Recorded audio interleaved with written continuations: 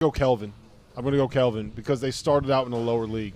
Auburn started out in the SEC, right? And to take Houston from the bottom of the AAC, John, you saw it, man. Don't bring me into this. You were at games. I'm assuming you were at games. Have you been to a game at the Fertitta Center? It was Hoff-Hines, actually. Hoff-Hines. Yeah, that was real bottom, rock bottom. So it was empty. It's like this cement pit.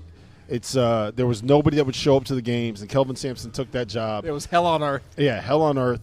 And within 2 years, he has them competing in the AAC. And within 3 years, he has them winning the conference. And since then, they've done nothing but just completely dominate that league, make Memphis their bitch, go into the Big 12, make the Big 12 their bitch, and now they're back in the second Final Four in the span of 5 years. Second Final Four in 5 years, right? Yeah. That's 2021. what he did was incredible. I love Bruce. I love the job that he's done, but I think it's Kelvin. Yeah, I thought Rob did a mostly good job.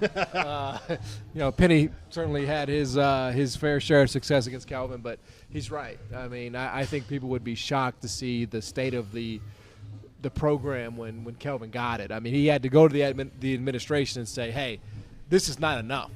Well, what we're doing here, and back then it was like the first year of the AAC, this is not enough. We can't survive with this facility. We can't survive. And I'm sure Bruce probably had similar conversations, but, you're in the SEC.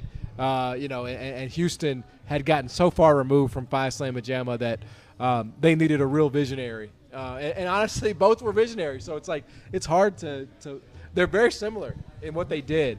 But I would just give, I think, the slightest of edges to Kelvin because he had to do it in a league that didn't have the commitment of the SEC. So I again, notwithstanding the Memphis slander, I would say Kelvin.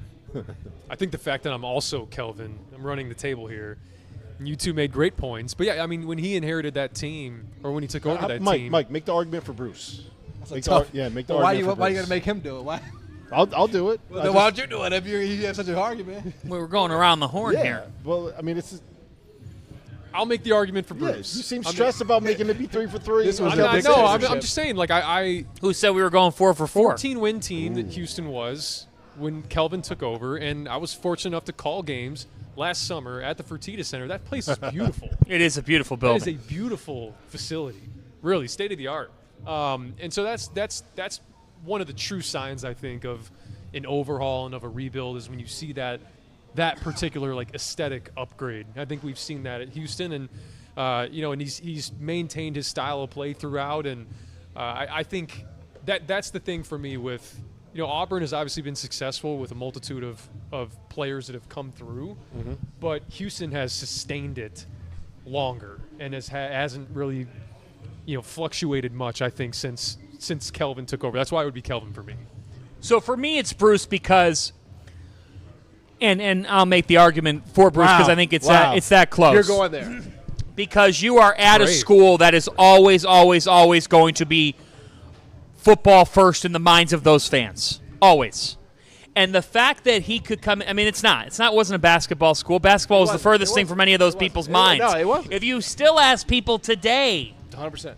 If you still asked Auburn fans today, would they rather be in the college football playoff or the Final Four, 100 of them to 0 would say the college football playoff. That is true. That's just our world. Is that true? 99%. 99 of 100. That's close. 99 of 100. That's close. When Bruce takes over the job, the first couple of years were not bright.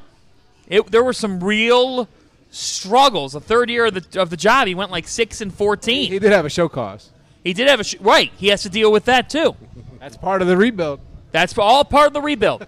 You had to go through some real crap to get to this point. Yeah, that's true. Houston, in the American, let's face it, the American not a great league. Terrible league.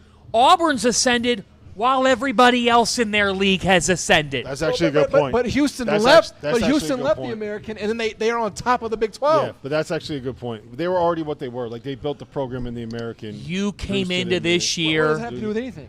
The American sucks. On our but they showed you that it's not just about the conference because they literally translated immediately to the Big 12, which these assholes held up as the best league for 10 years.